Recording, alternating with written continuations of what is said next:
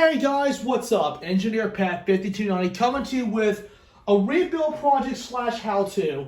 Today we're going to be working on this Seaboard Airline Boxcar by Hobbyline. This was a car I picked up about 4 years ago at my local train store, and it was on a little discount special. I thought I might as well pick it up. It has seen a little bit of use on the layout, not very much. And I decided to bring it back out and fix a few issues with it. I've already changed the couplers out to Bachmann Easy couplers. That has passed the test over the switches and also with the re-railer. But I did notice that the car does not have any weight inside the shell whatsoever. Let me put it on the track and I'll show you what I mean. You can see it shakes like that. That's not a good sign. That just shows you the car lacks weight. The weights are on the bottom of the trucks. So that's a very unique design that I have never seen before. So what we're going to do is we're going to correct this issue and put a weight inside the car. So we're obviously going to need the car, a piece for something like a weight. I'll show you how I did this. I made this out of a piece of metal. And some Type-On wood glue, or maybe even some hot glue if you want to. But if you really want a good permanent bond, wood glue is the way to go. So let me go ahead and get everything ready to go, and then we'll be ready to rock.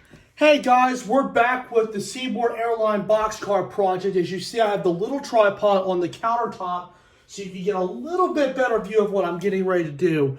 I have actually cut a little piece of metal just out of some scrap that I had here at the house. I cut it with a hacksaw, rounded off the corners a little bit so I won't get cut, and ground it down to make it nice and smooth, and that's what you want. Doesn't matter what side you put the glue on because the metal looks the same on both sides.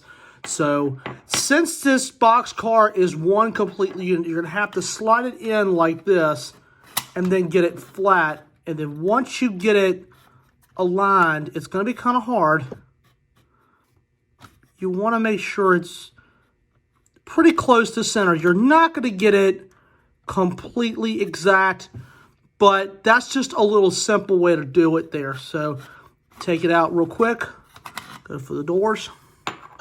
Now I'm just going to take the handy dandy Type-Bond wood glue and we're going to put some on there. And a little bit of Type-Bond will go a long ways.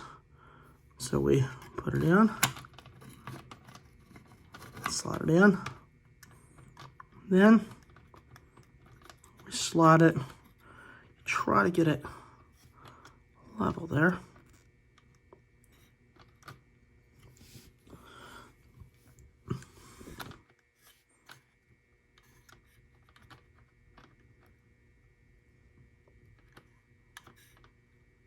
Just trying to play with it a little bit.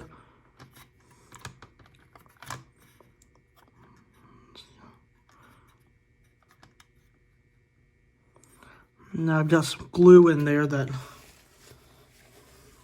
has a little bit of excess. I'm trying to get some of that out.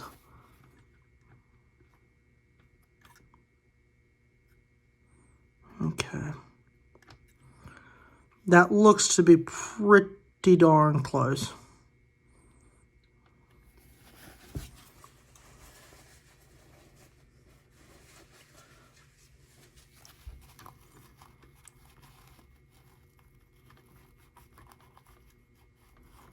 Just gently wipe away the excess.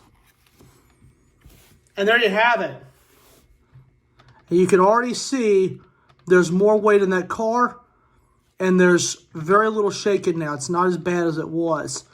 So now we just let this sit for about a good 24 hours, maybe 36 hours. You want to have the glue to harden very, very hard, because as that car is rolling down the track, you want to have that as securely down there as possible. So this is just a little how-to on this. It's just a little quick and easy fix. I just found that piece of metal just in the shop as I was cleaning up and happened to have a piece left over from something. And I thought, hey, it's a good piece to save. And it was just perfect and it corrected that issue there. So anyway, guys, I hope you found this video helpful. And just remember, smash the like button, drop a comment down below, hit that subscribe button, and tap that notification bell where you get all the latest updates. And I will see you guys soon. And I'd like to thank you all so much for watching.